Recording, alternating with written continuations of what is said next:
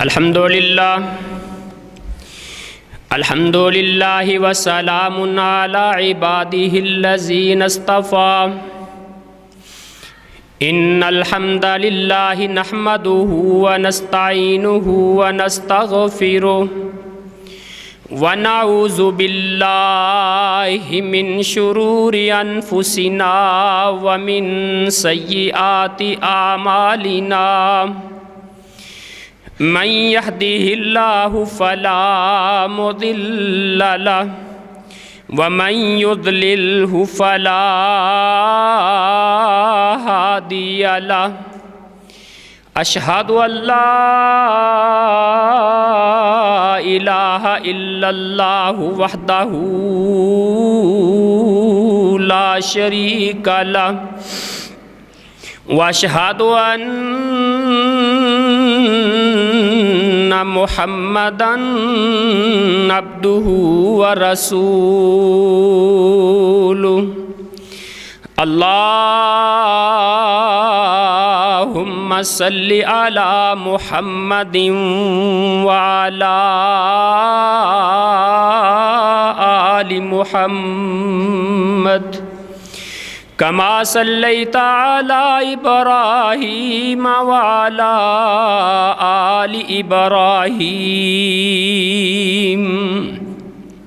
إنك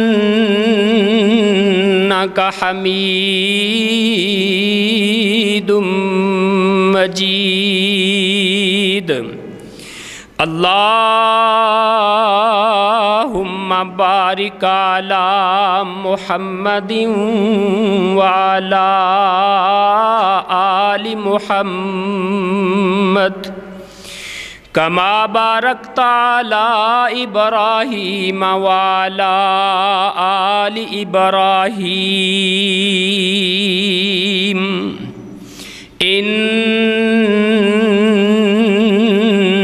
إنك حميد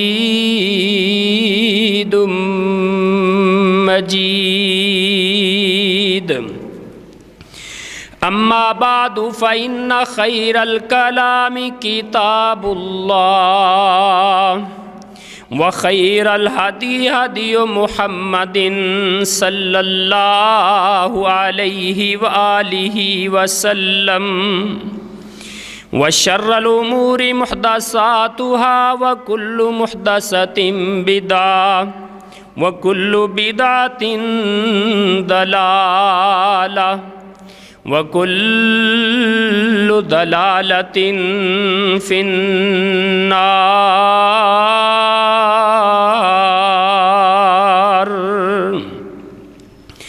رب اشرح لي صدري ويسر لي أمري واحلل عقدة من لساني يفقهوا قولي سبحانك لا علم لنا إلا ما علمتنا إنك أنت العليم الحكيم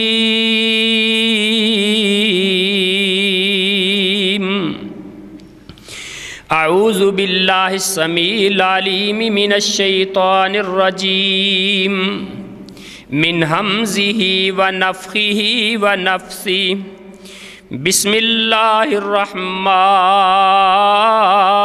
الرحيم وَإِنْ خِفْتُمْ شِقَاقَ بَيْنِهِمَا فَابْعَثُوا حَكَمًا مِّنْ أَهْلِهِ وَحَكَمًا مِّنْ أَهْلِهَا إِنْ يُرِيدَا إِصْلَاحًا يُوَفِّقِ اللَّهُ بَيْنَهُمَا إِنَّ اللَّهَ كَانَ علیماً خبیرا۔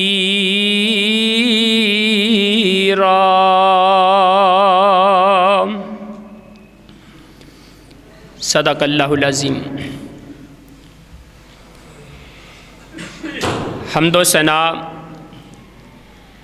تعریفات کے قابل ایک اللہ کی ذات ہے لکھوکھا کروڑھا درود و سلام سید الاولین والآخرین امام النبیین شفیع المذنبین رحمت للعالمین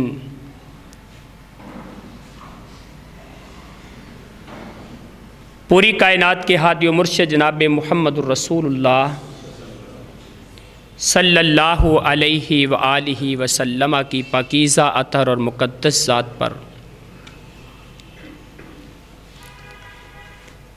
گزشتہ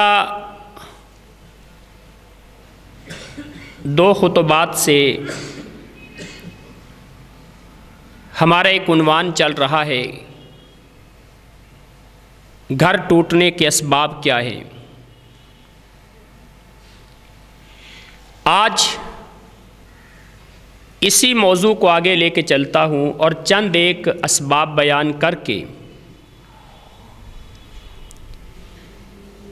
پھر ایک نہایت ہی اہم مسئلے کی طرف آنا چاہتا ہوں جو اس وقت ہمارے معاشرے کے اندر ایک ناسور کی طرح پھیل رہا ہے۔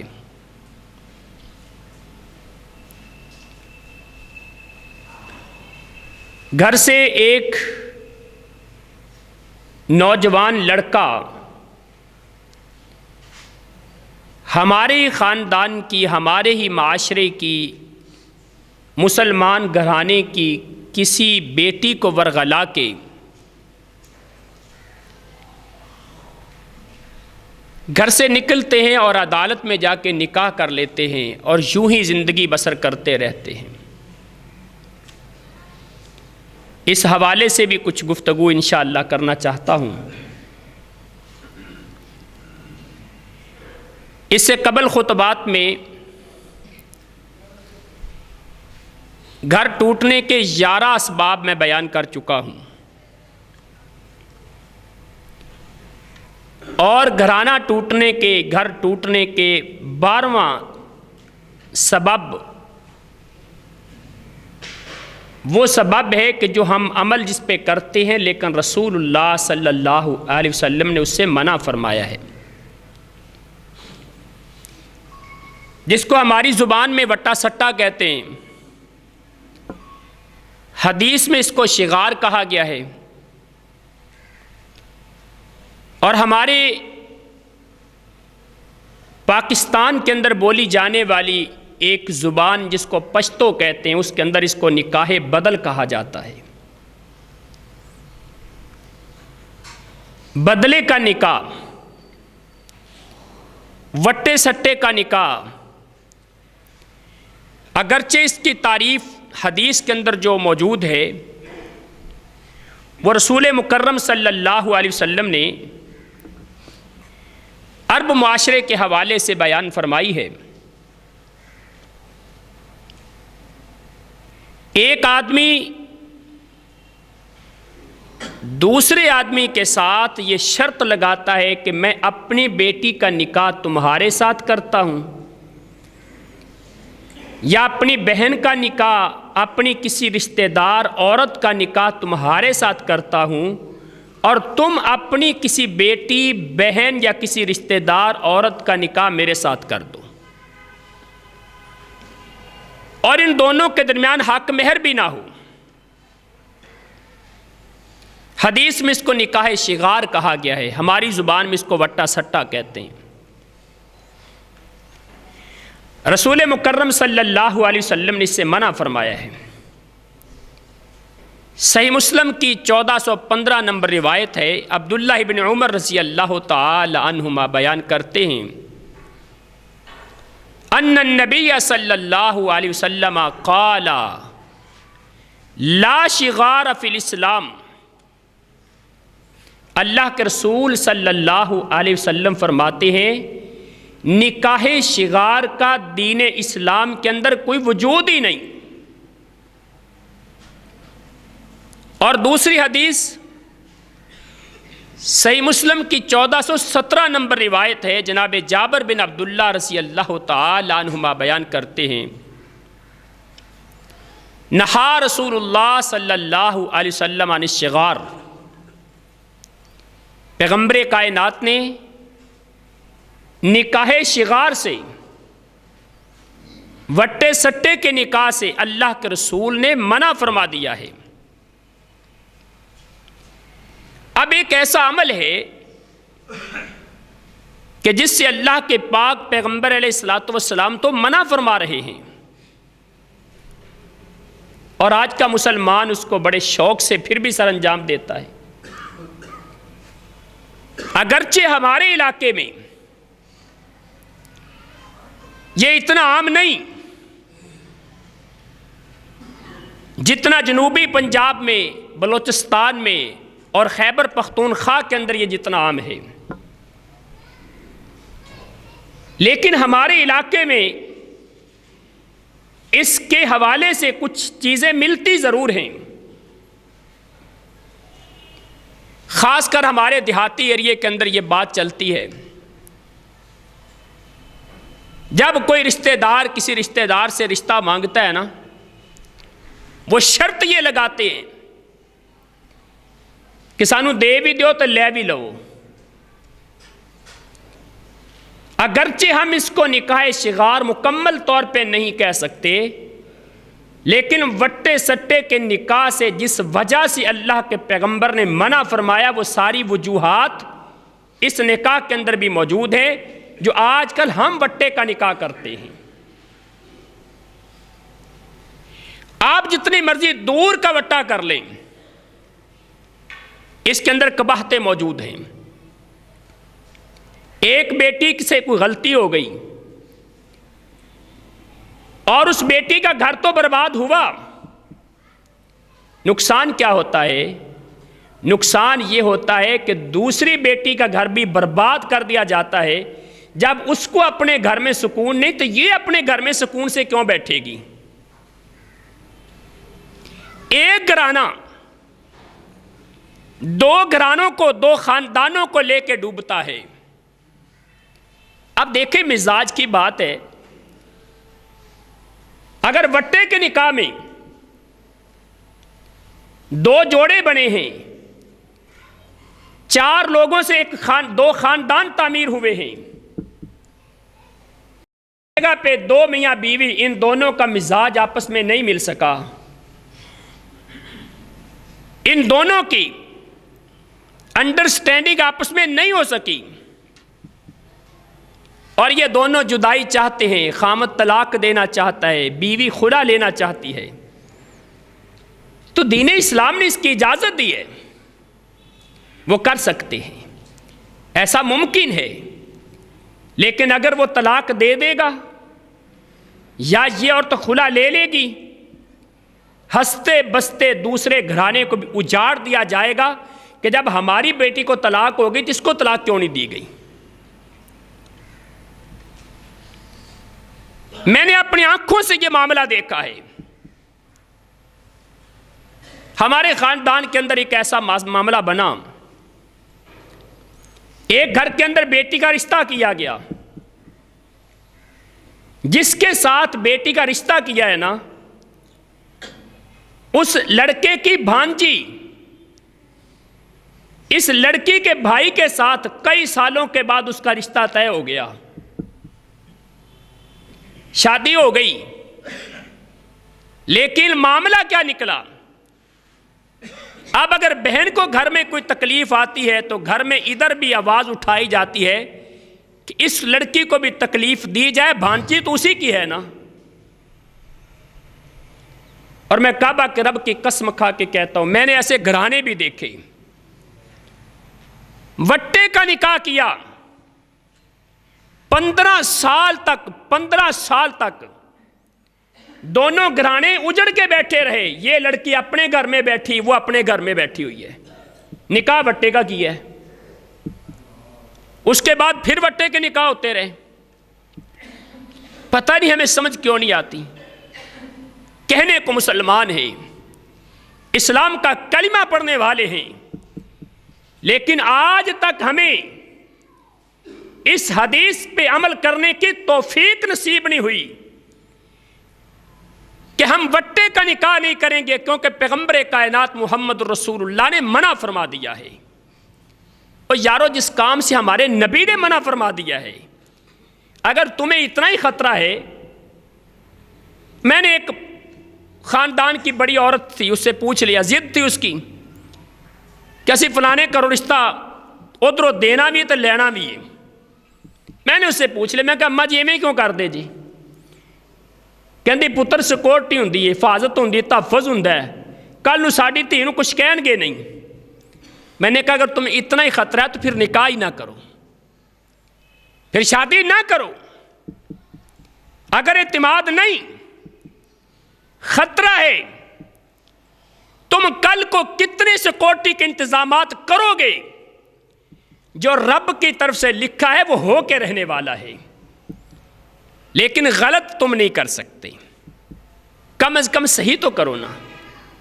آج یہی معاملات ہمارے معاشرے کے اندر ملتے ہیں، اور بلکہ کئی گھرانے آپ نے بھی دیکھے ہوں گے، دوسرے گھر میں رشتہ اس لیے نہیں کرتے کہ ہم نے ان سے رشتہ مانگا تھا، ہمیں کیوں نہیں دیا تھا؟ بھئی اس وقت معاملات اور ہوں گے، مزاج اور ہوں گے، والدین بہتر فیصلہ کرتے ہیں۔ یہ چھوٹی چھوٹی باتیں ایمان کے خلاف ہیں اور کسی مسلمان کو یہ زیب نہیں دیتی۔ اسی وجہ سے گھرانے ٹوٹتے ہیں وٹے کے نکاح سے، اللہ ہمیں اس سے محفوظ فرما لے۔ اور زندگی میں یہ عزم کر لیں، جس گھر سے رشتہ لے لیا اس گھر کو رشتہ کبھی دے نہیں، اور جس گھر کو دے دیا اس سے لینے کی کوشش نہ کریں۔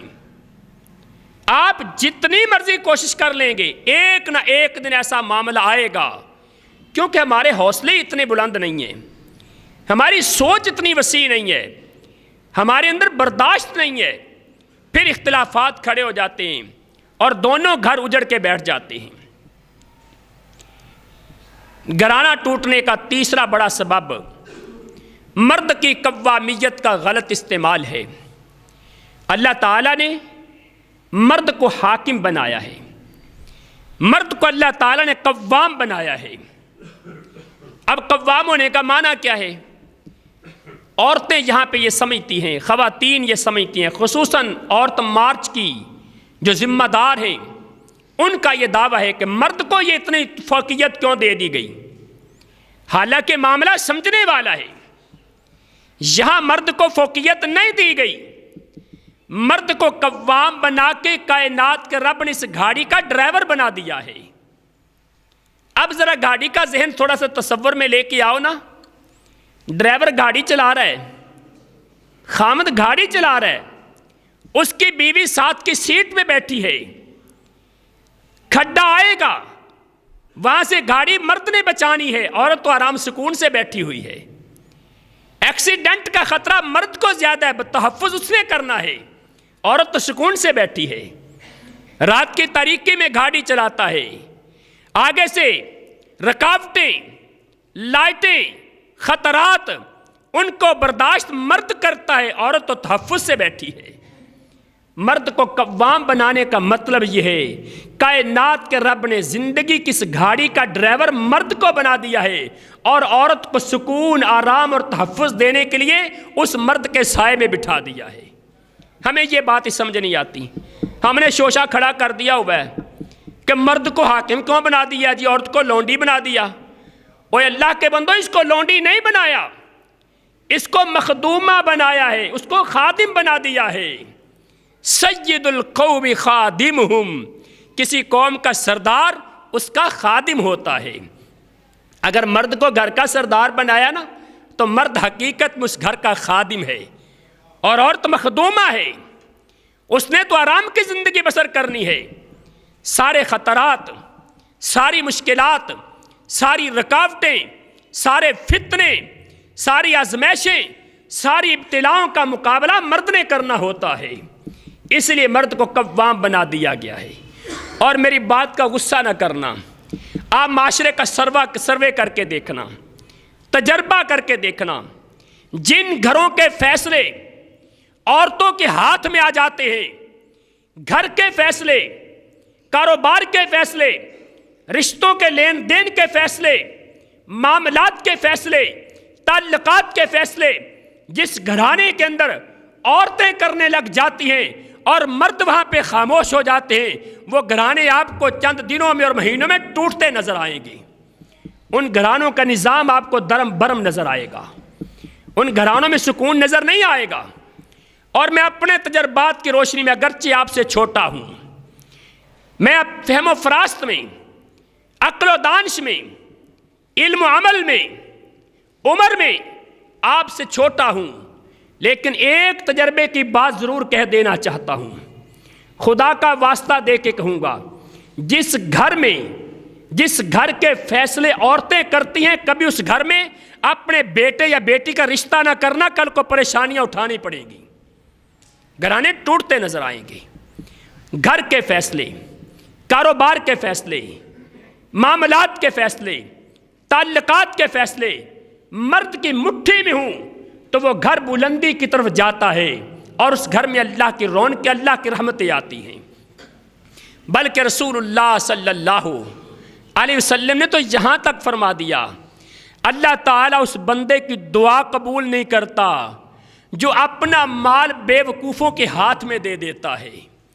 اس کی تشریح میں محدثین نے پتہ کیا لکھا ہے کہ اپنے گھر کے معاملات، کاروبار کے معاملات عورتوں کے ہاتھ میں، اپنی بیوی، اپنی بیٹی، اپنی بہن کے ہاتھ میں اپنے کاروبار کے معاملات دے دیتا ہے، ایسے انسان کی اللہ دعا بھی قبول نہیں کرتا۔ مرد کی قوامیت جب تک کسی گھرانے میں قائم ہے، اس گھر کے فیصلے مرد کے ہاتھ میں ہے، وہ گھر کبھی ٹکڑے ٹکڑے نہیں ہوتا۔ ہاں ایک بات ضرور ہے، عورت سے مشورہ لیا جا سکتا ہے، مشاورت کے اندر عورت کو شامل کیا جائے گا۔ پیغمبر کائنات نے بڑے بڑے مواقع پہ اپنی بیویوں سے مشورے لیے تھے۔ آپ نے سیدہ ام سلمہ سے مشورہ کیا، سیدہ خدیجہ سے مشورے کیے، سیدہ عائشہ صدیقہ سے آپ نے مشورے کیے، سیدہ زینب سے آپ نے مشورہ کیا۔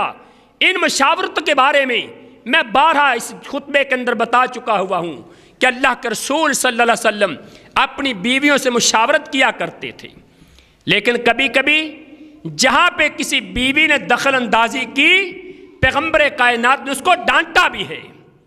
دیکھیے رسول اللہ صلی اللہ علیہ وسلم جب آپ بیماری کے عالم میں تھے، آپ نے حکم دیا، مرو ابا بکر فلیصلی بالناس، لوگو ابو بکر کو حکم دو لوگوں کو نماز پڑھائے، جماعت کروا دے۔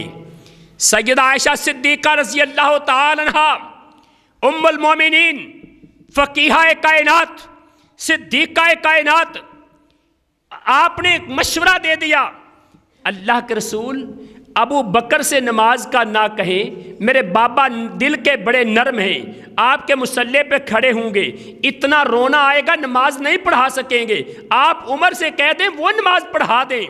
رسول اللہ صلی اللہ علیہ وسلم نے دوبارہ پھر کہا ابو بکر سے کہو نماز پڑھائے۔ سیدہ عائشہ نے پھر یہ جواب دیا، آپ نے پھر کہا ابو بکر سے کہو نماز پڑھائے۔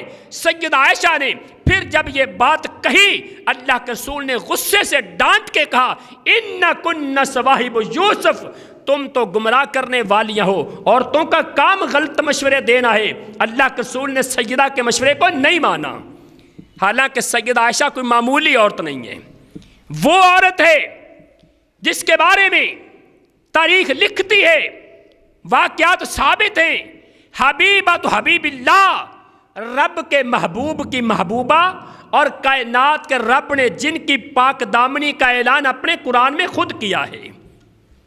سیدہ عائشہ کوئی معمولی عورت نہیں ہے، لیکن اللہ کے رسول نے جب مشورہ نہیں مانا تو اپنی بیوی عائشہ کا بھی نہیں مانا۔ گھر کے فیصلے، معاملات کے فیصلے مرد کو سجتے ہیں، مرد یہ فیصلے کرنے کی ہمت اور طاقت پیدا کرے۔ اور میں ایک اور بات بھی کہہ دوں، جس مرد کے پاس گھر کے معاملات کے، اپنے کاروبار کے معاملات کے، لین دین اور تعلقات کے معاملات کے فیصلے کرنے کی جرت موجود نہیں، میں اس آدمی سے کہوں گا وہ بندہ شادی کروانے کے قابل نہیں۔ اس انسان کو چاہیے کہ کسی کا گھرانہ برباد نہ کرے، وہ شادی کے بغیر زندگی گزار لے، اس کے اندر یہ ہمت ہی نہیں کہ شادی کروا سکے۔ یہ فیصلے مردوں کے نام پہ ہیں، اللہ نے اس کو قوام بنایا ہے۔ عورت سے، بیوی سے مشاورت ضروری ہے، اگر اس کا مشورہ ٹھیک ہے تو مانا جائے خیر خواہی کی بنیاد پہ، لیکن فیصلے عورت کے ہاتھ میں نہ دیے جائیں۔ اور کائنات کے رب نے فطرت کے فیصلے کتنے کمال کے کیے ہیں۔ تاریخ انسانی کے اندر اللہ نے 1,24,000 کم و بیش انبیاء اور رسول مبعوث فرمائے ہیں، لیکن ایک بھی عورت کو اللہ نے نبی نہیں بنایا۔ کسی تاریخ انسانی کے اندر ایک بھی دلیل ایسی نہیں ملتی کہ عورت کو حکمرانی دی جائے۔ کیوں؟ یہ فطرت کے فیصلے اللہ نے کیے ہیں۔ رب کائنات کو پتہ ہے اگر عورت اتنی عقل مند ہے، فیصلے کرنے کی ہمت اور جرت اس کے اندر اتنی موجود ہے، تو 1,24,000 کم و بیش میں سے اللہ کسی ایک عورت کو تو نبی ضرور بنا دیتا۔ لیکن پیغمبر کائنات نے یہ قانون بنا دیا ہے کہ قوامیت مرد کے نام پر ہے۔ اور ایک بات یہ بھی ہے، عورت کو قوام کیوں نہیں بنایا گیا؟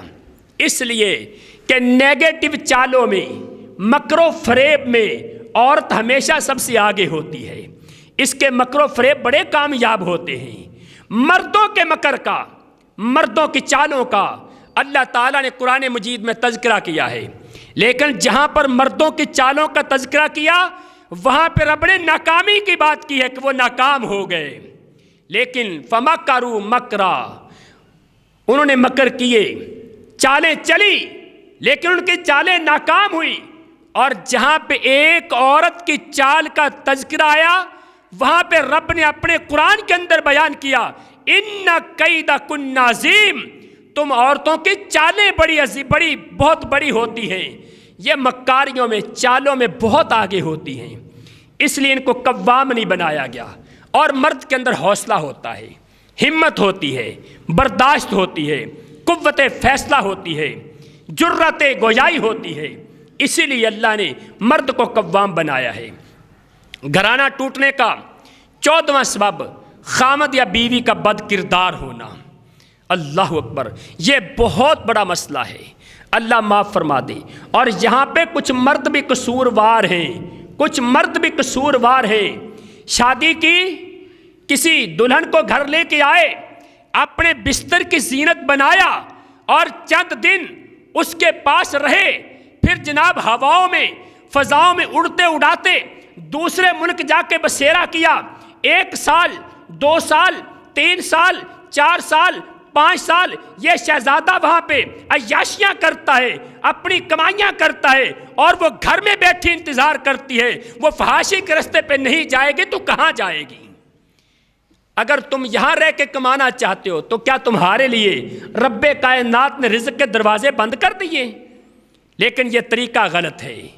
رسول اللہ صلی اللہ علیہ وسلم کے صحابی عمر بن خطاب رضی اللہ تعالیٰ عنہ، آپ نے ایک عورت کو رات کی تاریکی میں اپنے خامد کی محبت میں اشعار ترانے پڑھتے سنا تھا، اور پھر پریشان ہو گئے، اپنی بیٹی حفصہ رضی اللہ تعالیٰ عنہ کے پاس گئے، جا کے پوچھا بیٹی یہ بتا دو ایک عورت اپنے خامد کے بغیر کتنا گزارا کر سکتی ہے؟ بیٹی بھی بڑی کمال تھی، با کمال تھی، رسول اللہ کی زوجہ محترمہ ہماری ماں سیدہ حفصہ بیان کرتی ہیں، اللہ کے قرآن نے ایک عورت کی عدت فوت شدہ، جس کا خامد فوت ہو جائے اس کی عدت 4 مہینے 10 دن بیان کی ہے۔ پتہ یہ چلتا ہے کہ ایک عورت، فطرت یہ بتاتی ہے ایک عورت 4 مہینے اپنے خامد سے جدائی میں گزارا کر سکتی ہے۔ جناب عمر ابن خطاب رضی اللہ تعالیٰ عنہ، آپ نے آرڈر جاری کر دیا، جتنے مجاہدین، جتنے مسلمان فوجی جہاد کے میدانوں میں جہاد کے لیے نکلے ہوئے ہیں، کوئی ایک فوجی بھی 4 مہینے سے زیادہ جہاد کے میدان میں نہیں رہے گا، واپس پلٹے گا، اپنے گھر آئے گا۔ آپ نے یہ پابندی لگا دی ہر فوجی کے لیے تاکہ کوئی مسلمان عورت بے راہ روی کی طرف نہ چلی جائے۔ یہ طریقہ تھا۔ یہاں پہ خامد گھر میں ہوتا ہے، پھر بھی بیوی کے موبائل میں غیر مردوں کے نمبر ہیں، نیٹ پہ چیٹنگ ہے، اور جناب والا ادھر مرد ہے، اس کے پتہ نہیں کتنی عورتوں کے ساتھ تعلقات ہیں، گھر میں 4 5 بچے، اپنی بیٹیاں جوان، اپنے بیٹے جوان 70 سال کی عمر کو پہنچنے والا ہے، لیکن آنکھوں میں شرم و حیا ابھی تک پیدا نہیں ہو سکی اور زبان سے اب بھی فحش باتیں نکلتی ہیں، ایسا یہ کیسا مسلمان ہے؟ اس کو تو حیا کرنی چاہیے۔ اللہ تعالیٰ بھی اس کے بڑھاپے کی حیا کرتا ہے، یہ اب بھی حیا نہیں کرتا، اب بھی اپنے گھر میں بیوی ہے اور دوسری عورتوں سے تعلقات بنائے پھرتا ہے۔ اور میں بات یہ بھی کہہ دوں، اس میں عورتوں کا بھی قصور ہے۔ اگر مرد بے راہ روی کی طرف جاتا ہے، اگر مرد گناہ کی طرف جاتا ہے، اس میں عورتوں کا بھی قصور ہے۔ وہ مرد جو بازار میں جائے، بنی سوری عورتوں کو دیکھے، میک اپ کیے ہوئے، فیشن سے اپنے چہروں کو لپیٹ لپیٹ کے مردوں کے سامنے زینت چھو کرنے والی، جب مرد اس طرح کے عورتوں کو دیکھ کے اپنے گھر آتا ہے اور گھر میں عورت کو دیکھا، عورت کے میلے کچیلے کپڑے، بدبو ان سے آتی ہے، ہاتھوں پہ مرچیں لگی ہوئی ہیں، پیاز کی سمیل اس کے ہاتھوں سے، اس عورت کو بننا سمرا آتا ہی نہیں، اپنے خامد کے لیے تو یہ کرتی نہیں، تو بتائیے ایسا مرد گمراہی کے رستے پہ نہیں جائے گا تو کہاں جائے گا؟ اس میں قصور عورتوں کا بھی ہے۔ اپنے گھرانوں کو ٹوٹنے سے بچائیے۔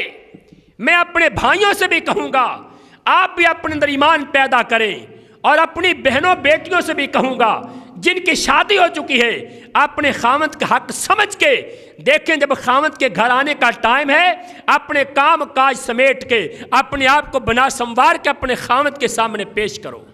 رسول اللہ کا فرمان ہے، عورت بہترین وہ ہے، نیک عورت، صالح عورت، فرما بردار عورت، اس کی نشانی یہ ہے، اس کی خوبی یہ ہے، جب اس کا خامد اس کو دیکھے تو خوش ہو جائے کہ ماشاءاللہ کتنی باکمال ہے، کتنی خوبصورت ہے۔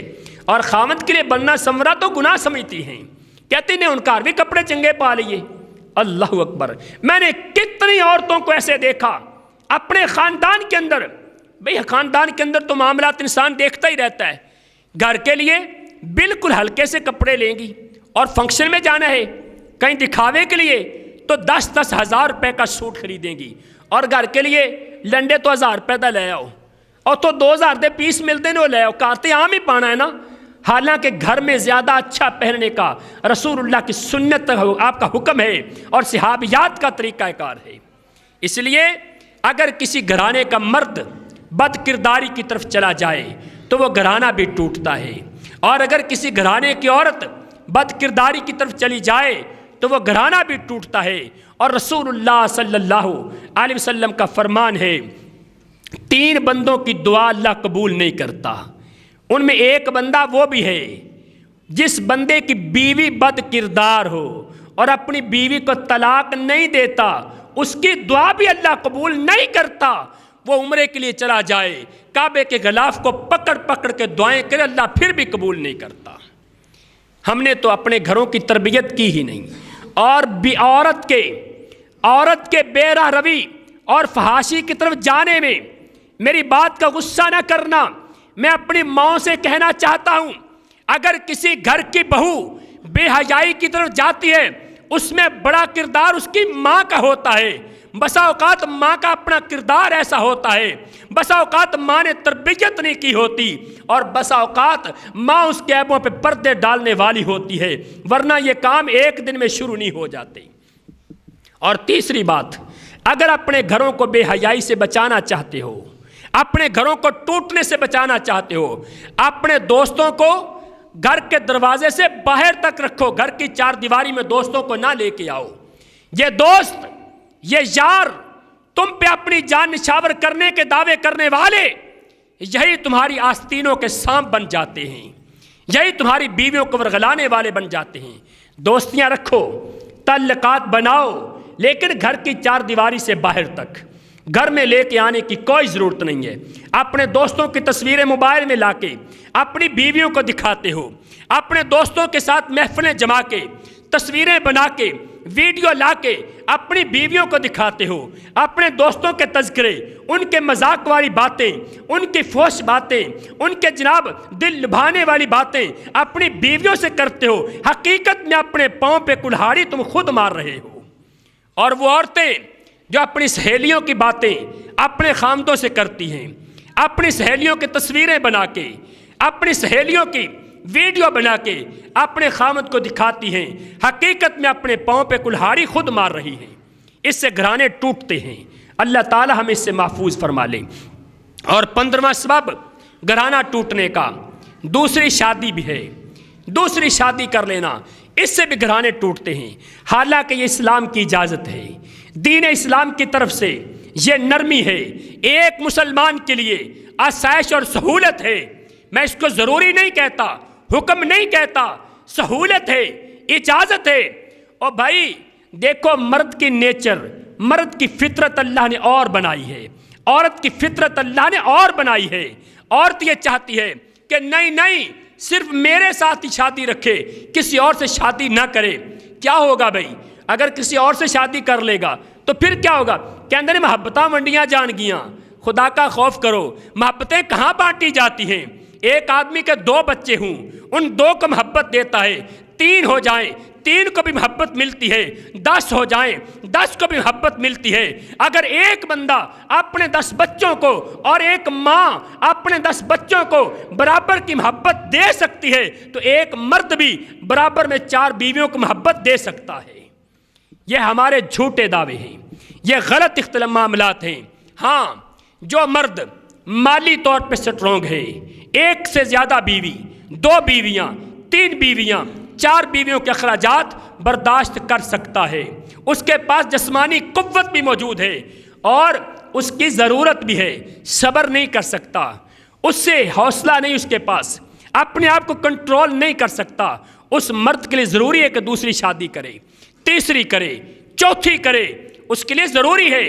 اور جو مالی طور پہ مضبوط نہیں، یہ ایک ضعیف روایت بھی بیان کی جاتی ہے جی، وہ اللہ کے رسول نے ایک بندے سے کہا شادی کر لو، کنگال انسان تھا، شادی کی فقیری بڑھ گئی، کہا دوسری کرو، فقیری اور بڑھ گئی، کہا تیسری کرو، فقیری اور بڑھ گئی، چوتھی کرو، فقیری نکل گئی، مالدار ہو گیا۔ ضعیف روایت ہے، مالداری تمہارے اعمال پہ ملے گی۔ ہاں، اپنے ایمان کو بچانے کے لیے اگر کسی مرد کو یہ خطرہ ہے ایک بیوی میں میری حاجت پوری نہیں کر سکتی، میرے ایمان کے لٹنے کا خطرہ ہے، میرے گناہ کی طرف جانے کا خطرہ ہے، اس مرد کی اجازت ہے کہ وہ دوسری شادی کرے۔ اور میں اپنی بہن سے بھی کہوں گا، اپنی بیٹیوں سے کہوں گا، ان بیٹیوں کے والدین سے کہوں گا جو مرد کی دوسری شادی میں رکاوٹ بنتے ہیں۔ بندہ گناہ کرتا ہے، بدکاری کرتا ہے، بے حیائی کرتا ہے، اس کو تم برداشت کرتے ہو، اگر وہ ایمان کو بچانے کے لیے دوسری شادی کر لے تو رکاوٹ کیوں پیدا کرتے ہو؟ اپنے حقوق کا مطالبہ تم کر سکتے ہو لیکن شادی میں رکاوٹ کا مطالبہ نہیں۔ اگر کوئی دوسری شادی کر لے، ہمارا پہلا مطالبہ یہ ہوتا ہے اچھا پھر ساڑھی 3 طلاق دے دے۔ او بھائی کیوں طلاق دے دے؟ اگر ایک کو چھوڑنا دوسری شادی کیوں کر رہا ہے؟ اللہ اکبر۔ اسی لیے یہ مرد کی فطرت ہے، اس کو پتہ ہے، اور اس فطرت کو بنانے والا کائنات کا رب ہے، وہی جاننے والا ہے۔ جیسے کسی مشینری کو بنانے والا انجینئر اس مشینری کو زیادہ جانتا ہے، اسی طرح کائنات کا رب انسان کی، مرد کی فطرت کو زیادہ جانتا ہے۔ اس رب نے اجازت خود آپ دی ہے، ہم کون ہوتے رکاوٹ پیدا کرنے والے؟ لیکن ایک بات کہہ دوں، دوسری شادی کا شوق ہے نا تو ہر ایک کو مکان الگ دینا چاہیے، یہ شرعی مطالبہ ہے۔ ایک ہی کمرے میں نہ گھسیٹ دو، یہ غلط ہے، شریعت کے خلاف ہے، شریعت کا مزاج یہ نہیں۔ پیغمبر کائنات محمد الرسول اللہ، آخری بات کرتا ہوں، پیغمبر کائنات محمد الرسول اللہ صلی اللہ علیہ وسلم، میرے نبی اگر ایک کمرے کے اندر، ایک گھر کے اندر 11 بیویوں کو رکھ کے آپ انصاف کرنا چاہتے، آپ کر سکتے تھے، آپ کے پاس قوت و طاقت تھی، آپ کے پاس بصیرت تھی، میرے نبی کے پاس فہم و فراست تھی، آپ کر سکتے تھے۔ لیکن اللہ کے پیغمبر نے ایک ٹائم میں 9 بیویاں رکھی، اللہ کے رسول نے 9 کے گھر الگ الگ بنائے تھے۔ اگر کسی کے پاس اتنی طاقت موجود ہے جسمانی طور پر، مالی طور پہ، وہ دوسری شادی کر سکتا ہے، اور میری بہن بیٹی کو رکاوٹ نہیں بننا چاہیے۔ اللہ تعالیٰ سے دعا کرتا ہوں اللہ تعالیٰ عمل کی توفیق عطا فرمائے۔ اقول قولی ھذا واستغفر اللہ لی ولکم ولسائر المسلمین۔